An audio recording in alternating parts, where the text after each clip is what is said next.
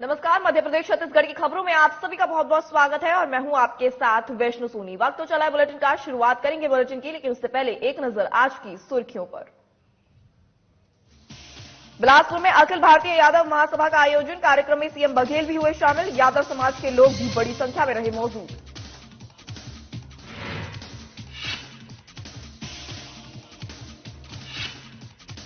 बिलासपुर में सीएम बघेल ने साधा बीजेपी पर निशाना, आरक्षण के मुद्दे पर बीजेपी को घेरा, कहा बीजेपी कर रही छत्तीसगढ़ के साथ खिलवाड़।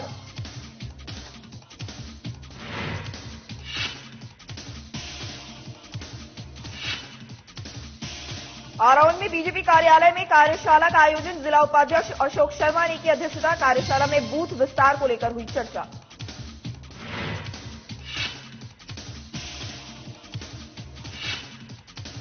बदनावर में महिला मंडल ने मनाया फाग उत्सव, एक दूसरे को लगाया रंग और गुलाल, वरिष्ठ महिलाओं को किया गया सम्मानित।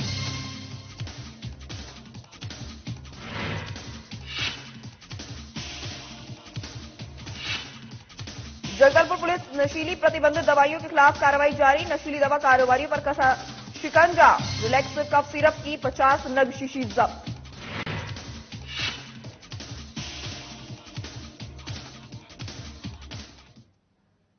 वहीं अब शुरुआत करते हैं खबरों के सिलसिले की। बिलासपुर में सीएम भूपेश बघेल ने कहा कि जिस प्रकार से आरक्षण के मामलों में केंद्र की बीजेपी सरकार छत्तीसगढ़ की जनता के साथ खिलवाड़ कर रही है, वह कभी भी भुलाया नहीं जा सकेगा। वहीं यह भी कहा कि आरक्षण को लेकर जितनी भर्ती होनी है या फिर जितनी परीक्षाएं होनी है, सभी स्थगित हैं, जिसकी केंद्र की सरकार को कोई भी चिंता नहीं है।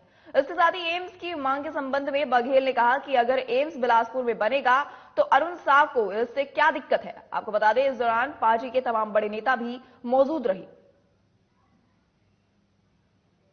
जिस प्रकार के आरक्षण के मामले में भारतीय जनता पार्टी छत्तीसगढ़ के युवाओं के साथ खिलवाड़ कर रही है, विधानसभा में तो वो समर्थन करते हैं, लेकिन एकात्म परिसर से पर्ची जाता है वहां राजभवन। पहले तो राज्यपाल जी कहती थी कि 1 घंटे के भीतर में हस्ताक्षर कर दूंगी। आज 2 दिसंबर से आज ये मार्च आ गई, लेकिन हस्ताक्षर नहीं हुए। बहुत सारी भर्तियां रुकी हुई है, बहुत सारी परीक्षाएं होनी है। मेरे प्यारे प्रदेशवासियों, जैसे कि आप सब जानते हैं कि कल 6 मार्च को छत्तीसगढ़ सरकार का वर्ष 2023 का बजट पेश होने जा रहा है। साथियों, यह बजट छत्तीसगढ़ के भरोसे का बजट है। यह उस भरोसे का बजट है जिसने छत्तीसगढ़ को नवा छत्तीसगढ़ बनाने का संबल दिया। यह वही भरोसा है जो आपने हमारे घोषणा पत्र पर, हमारी कार्यशैली पर और हमारी सरकार की जन कल्याणकारी सोच पर जताया है। हमने सरकार बनते ही बापू के ग्राम स्वराज्य के संकल्प और न्याय की नीति को आकार देना शुरू कर दिया था। इस दौरान बीते वर्षों में आई चुनौतियों से आप सब परिचित हैं, चाहे वह कोरोना जैसी वैश्विक आपदा की चुनौती हो या अन्य चुनौतियां जिन्हें आप सब समझते हैं। लेकिन मुझे यह कहते हुए गर्व है कि इन सभी चुनौतियों को चीरते हुए हम बाहर निकले हैं और इस समय सबसे अच्छे आर्थिक प्रबंधन वाले प्रदेशों में से एक हैं। यह आपके ही भरोसे का परिणाम है कि देश भर में मंदी होने के बाद भी छत्तीसगढ़ के बाजारों में रौनक है। सबसे कम बेरोजगारी दर छत्तीसगढ़ में है। देश भर में धान खरीदी के रिकॉर्ड भी छत्तीसगढ़ ने तोड़ा है। आदिवासियों के लिए नई योजना पहुंची है। साथ ही स्वास्थ्य शिक्षा का छत्तीसगढ़ मॉडल देश की सरकारें अपना रही है। आज मैं आपसे एक और बात कहना चाहता हूं। छत्तीसगढ़ के नाम से लोगों को सिर्फ नक्सली हिंसा याद आती थी। जरा सोचिए, पर्यटकों के दिमाग में प्रश्न चिन्ह क्यों आते थे। आज समय बदला है। छत्तीसगढ़ में रोड सेफ्टी जैसे 2 बड़े सीजन क्रिकेट मैच हो चुके हैं। पहली बार अंतर्राष्ट्रीय मैच ने हम सब का गौरव बढ़ाया। सेलिब्रिटी क्रिकेट लीग भी अभी हाल में ही संपन्न हुआ। अचानक से इतना कुछ बदल गया है कि देश के लोग छत्तीसगढ़ आने को उत्सुक हैं। आप देख रहे होंगे कि प्रदेश में लगातार बॉलीवुड कलाकार फिल्म और वेब सीरीज की शूटिंग के लिए आ रहे हैं। पर्यटकों की संख्या में शानदार वृद्धि हुई है। यह सब जन भागीदारी से ही संभव हो सका है। हमारा राज्य अब देश को रास्ता दिखा रहा है। लोगों का नजरिया बदला है।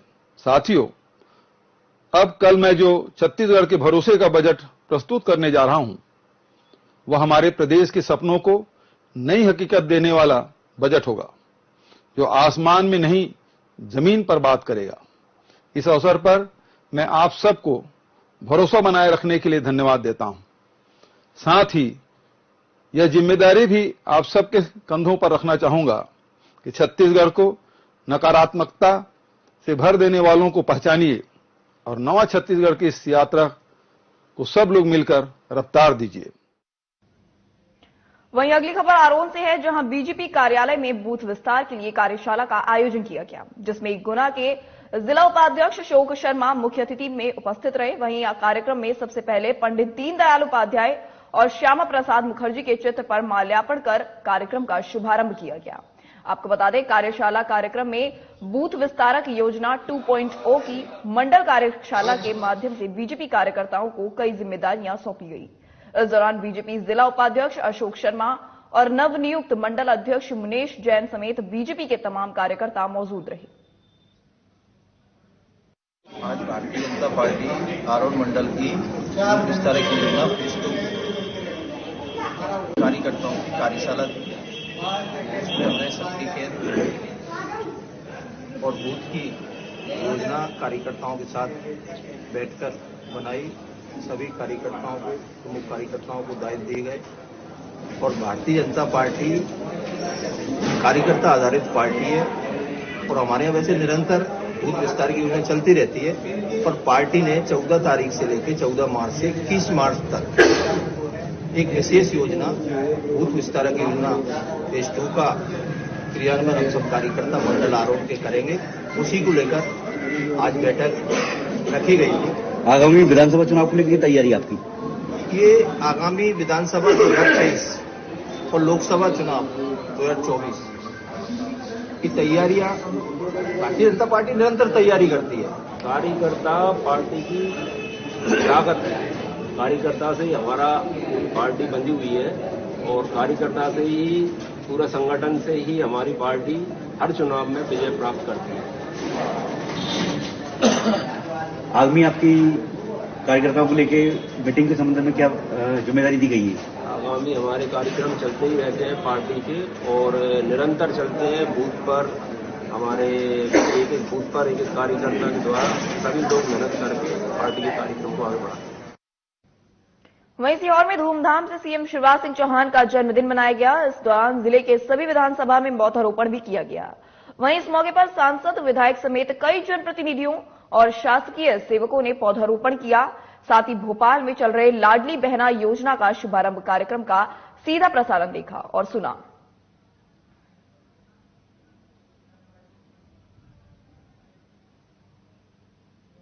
प्रदेश के मुख्यमंत्री शिवराज सिंह चौहान का जन्मदिन पर सीहोर विधायक सुदेश राय और नगर पालिका अध्यक्ष प्रिंस राठौर ने बीजेपी कार्यकर्ताओं के साथ जिला अस्पताल में फल वितरित किए। वहीं इस दौरान बीजेपी के कई कार्यकर्ताओं ने जिला अस्पताल में आयोजित रक्तदान शिविर में रक्तदान भी किया और इस मौके पर विधायक सुदेश राय, नगर पालिका अध्यक्ष विकास प्रिंस राठौर समेत बीजेपी के सभी वरिष्ठ नेता और युवा नेता मौजूद रहे।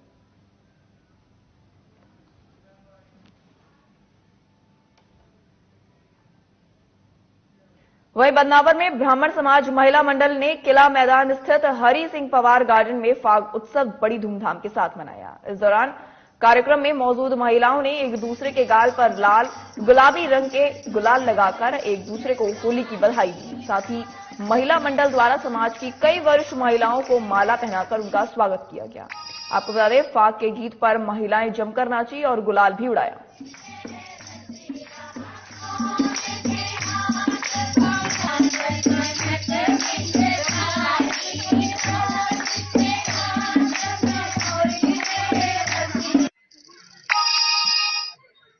महिला मंडल द्वारा फाग उत्सव का कार्यक्रम रखा गया, जिसमें बहुत ज्यादा अधिक संख्या में महिलाएं उपस्थित हुई।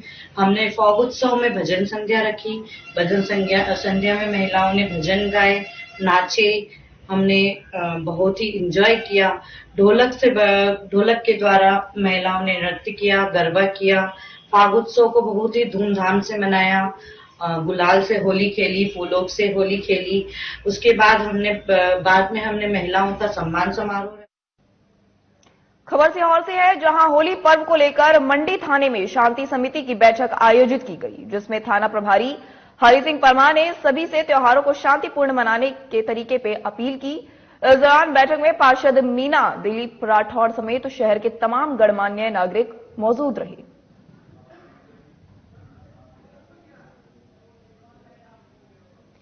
वहीं जगदलपुर पुलिस की नशीली प्रतिबंधित दवाइयों के खिलाफ कार्रवाई लगातार जारी है। इस कड़ी में पुलिस को मुखबिर की सूचना पर कैप्सूल और कफ सिरप की बिक्री वाले व्यक्ति को गिरफ्तार करने में सफलता हासिल हुई है। आपको बता दें, आरोपी के कब्जे से रिलैक्स कफ सिरप की 50 शीशी और 64 पिवॉन्स पॉस प्लस कैप्सूल जब्त की गई है। वहीं एनडीपीएस एक्ट के तहत मामला पंजीबद्ध कर बोधघाट पुलिस ने आरोपी को गिरफ्तार कर लिया है।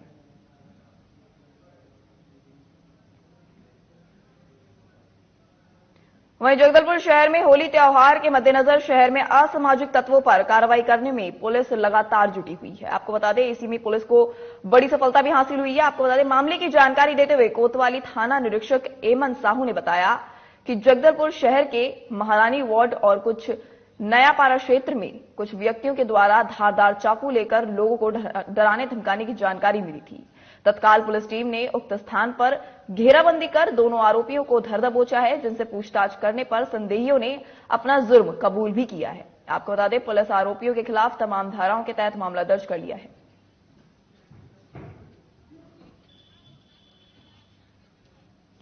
धमतरी में हिंदी साहित्य समिति की तरफ से राज्य अलंकरण प्राप्त संध्या मानिकपुरी की पुस्तक मातृ देवो भव का विमोचन किया गया और विभिन्न क्षेत्रों में संलग्न साहित्यकारों का सम्मान भी किया गया। इस दौरान तमाम वरिष्ठ लोग मौजूद रहे।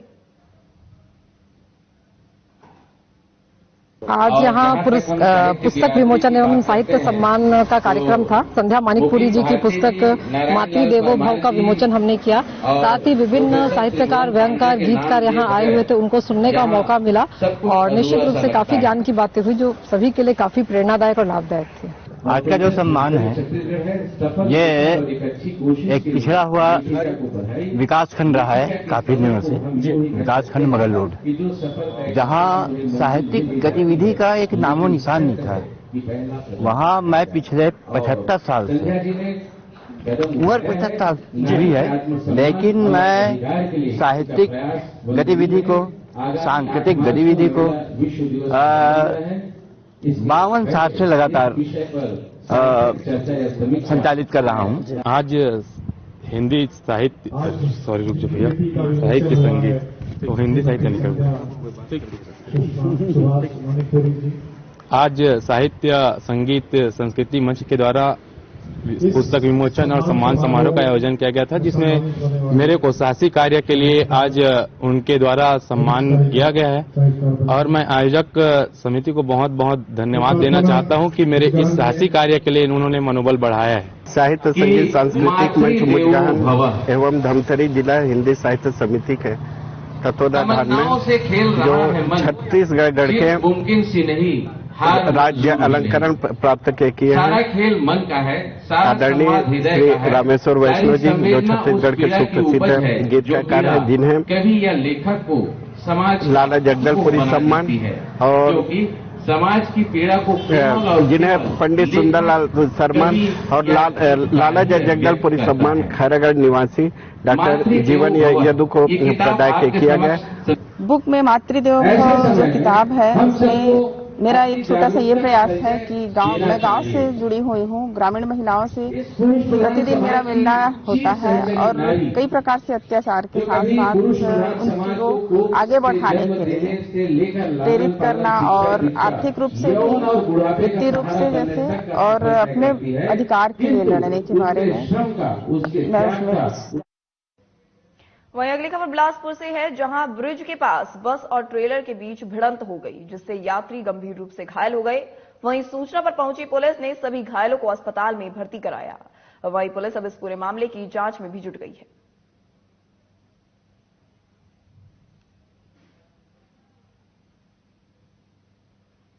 खबर कोटा से है, जहां ग्राम अमाली के शिव कॉर्पोरेशन कोल डिपो में कोयला का डस्ट खाली कर रहे ट्रेलर के ऊपर से गुजरी हाई टेंशन तार के संपर्क में आने से ट्रेलर में आग लग गई और उससे सवार चालक राजेंद्र श्याम की मौके पर ही मौत हो गई। वहीं इस पूरे मामले की जांच में पुलिस जुटी हुई है।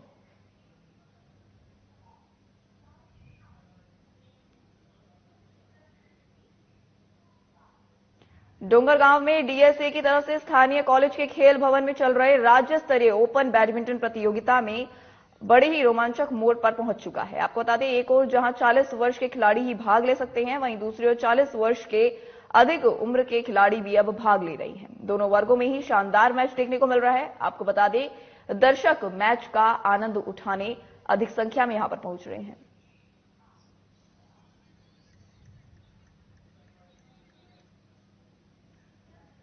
खबर बिलासपुर से है, जहां इंदौर विमान सेवा को 5 महीने ही ग्रहण लग गया है। आपको बता दें, 26 मार्च को फ्लाइट की बुकिंग बंद कर दी गई। वहीं समर शेड्यूल में बिलासपुर इंदौर फ्लाइट को शामिल नहीं किया गया है। आपको बता दें, 5 महीने पहले बिलासपुर भोपाल विमान सेवा को बंद करने के बाद बिलासपुर इंदौर फ्लाइट की सौगात दी गई थी, लेकिन 5 महीने में ही बिलासपुर इंदौर फ्लाइट को बंद करने से अब लोगों में खासा नाराजगी देखी जा सकती है। सांसद जी खुद 2019 से सांसद हैं, उनके कार्यकाल की उपलब्धि के रूप में खुद बताते हैं। और वहां पर अभी 4-5 महीने पहले बहुत ही बड़े फंक्शन में सिंधिया जी ने महाकाल और महामाया को जोड़ने वाली फ्लाइट चालू की थी और आज बंद हो रही है। 5 महीने में कौन सी फ्लाइट का आप रिकॉर्ड निकाल के ऐसे बंद करोगे, तो मजाक हो रहा है। तो इसका अनुरोध करने हम आए हैं और आज हमारी किस्मत अच्छी है कि बिलासपुर के सांसद हैं, इनका प्रदेश अध्यक्ष बन गए हैं भाजपा के, सीधे अमित शाह जी से, मोदी जी से, सिंधिया जी से बात कर सकते हैं। ये हमारा सौभाग्य है। तो इसलिए हम कह रहे हैं कि अरुण साहू जी का पद और कद दोनों बढ़ गए हैं, अब वो बिलासपुर एयरपोर्ट के लिए भी अड़े। भद्दा मजाक छत्तीसगढ़ के बेरोजगारों के साथ किया है, जो नियम बनाया है उस पे 4 साल तक तो सोते रहे, कान पे जू नहीं रहेंगी। जब हमने आंदोलन किया, प्रदर्शन किया, घेराव किया, तब आपने 26 जनवरी को घोषणा की कि 1 अप्रैल से देंगे। और जो नियम है, उस परिवार में कोई निजी या सरकारी नौकरी में ना हो, मतलब खानदानी जो बेरोजगार होगा उसको बेरोजगारी भत्ता देने की बात। कितना भद्दा मजाक छत्तीसगढ़ के नौजवानों के साथ इस भूपेश बघेल की सरकार ने किया है। तो ये मजाक बंद करना, छत्तीसगढ़ के लोगों को ठगना बंद करें और वही काम प्रधानमंत्री आवास में भी ये करने की कोशिश कर रहे हैं। खबर बेमेतरा से है, जहां युवक की हत्या करने वाले 3 युवकों को अदालत ने आजीवन कारावास की सजा सुनाई है। आपको बता दें, 11 मार्च 2022 की रात को तीनों युवकों ने एक युवक की बेरहमी से हत्या कर दी थी। वहीं इस मामले पर पुलिस ने तीनों को गिरफ्तार किया और अदालत के सामने आज पेश किया, जिसके बाद अब इन आरोपियों को इनके अपराध की सजा मिली है।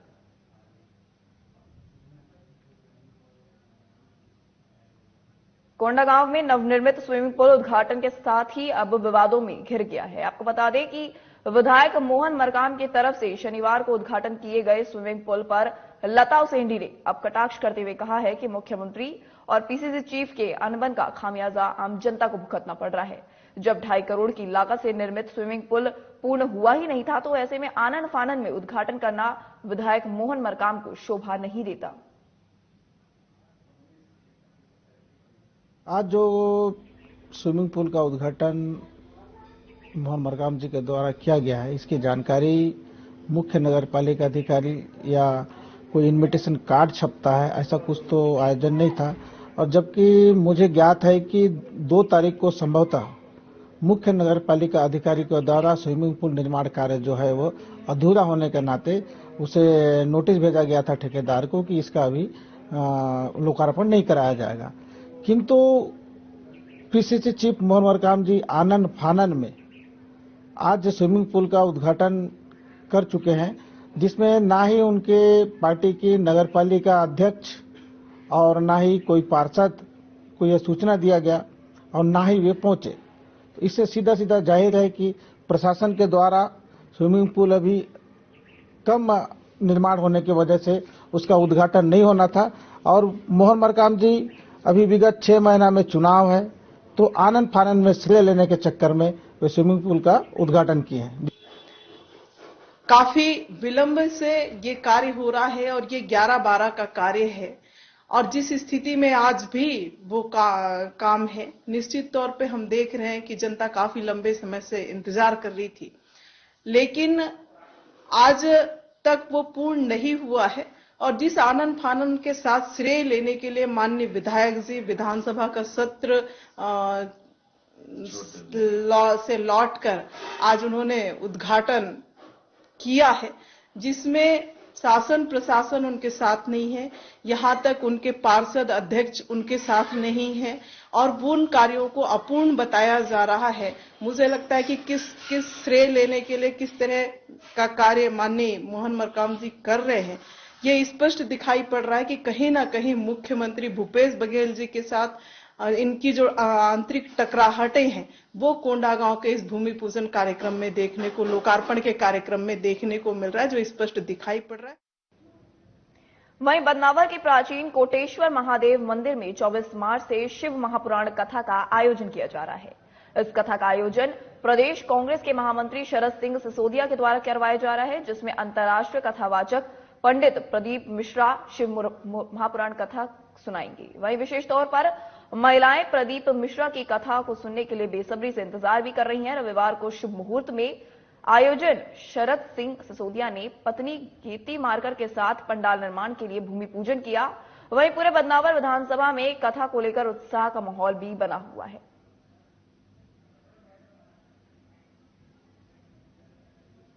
चौबीस मार्च से लेके 28 मार्च तक माताजी के दिनों में शुरुआत होगी ये, और माताजी के दिनों में इनका इसका समापन है।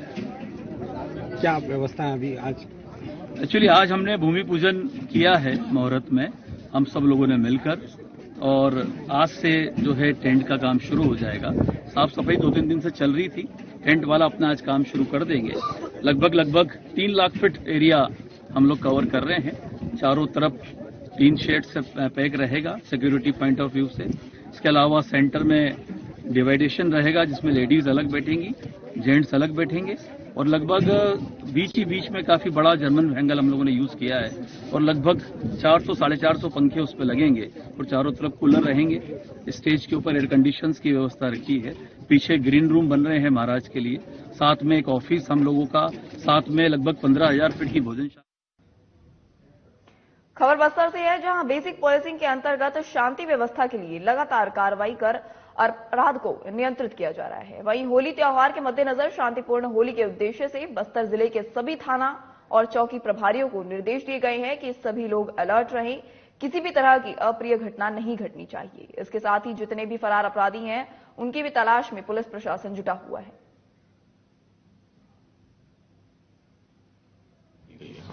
आगामी होली त्योहार के मद्देनजर बस्तर पुलिस के द्वारा कल रात काउंटिंग गश्त की कार्रवाई की गई, जिसमें कुल 56 वारंटियों को विभिन्न थाना क्षेत्रों से गिरफ्तार किया गया है। गिरफ्तार सभी वारंटियों को अभी कोतवाली में एकत्र किया गया था, उसके बाद उन्हें न्यायालय के समक्ष पेश किया जा रहा है। बस्तर पुलिस की ये कार्रवाई जो है होली तक के लगातार चलती रहेगी। जो कानून व्यवस्था बिगाड़ने वाले असामाजिक तत्व हैं उनकी धरपकड़ लगातार हम सभी थाना क्षेत्रों में जारी करें। वहीं शनिवार शाम को बदनावर सहित आसपास के गांव में हुई तेज बारिश ने किसानों को परेशानी में डाल दिया है। देर शाम हुई बेमौसम बारिश से किसानों की गेहूं की फसल खराब हो गई है। आपको बता दें, कई किसान खेतों पर गेहूं की फसल कटवा रहे थे, तो कई किसानों के गेहूं घर के बाहर सूख रहे थे। इसी के साथ अचानक हुई बारिश से कई किसान जो ट्रॉली से गेहूं घर ले जा रहे थे वो भी गीले हो गए हैं, जिससे किसान अब काफी चिंता में हैं।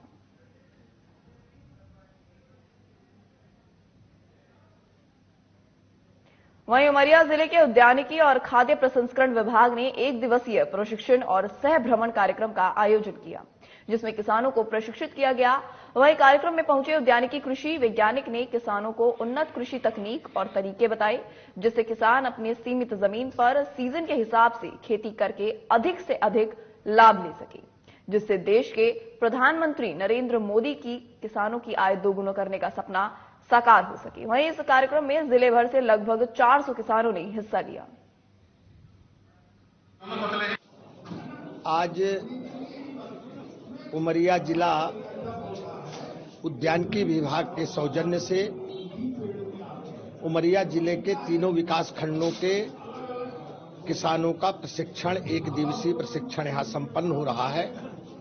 इस प्रशिक्षण के माध्यम से हमारे उद्यानिकी विभाग के सहायक संचालक महोदय, कृषि विज्ञान केंद्र के तिवारी जी एवं सभी उनके सहयोगियों के द्वारा उमरिया जिले में उद्यानिकी के क्षेत्र में किसान कैसे मजबूत हो, नई नई तरीकों की उद्यानिकी की खेती हम कैसे अच्छी कर पाएं, इस दृष्टि से फिलहाल इस बुलेटिन में इतना ही। प्रदेश से जुड़ी तमाम खबरों के लिए देखते रहें खबर मध्य प्रदेश छत्तीसगढ़। धन्यवाद।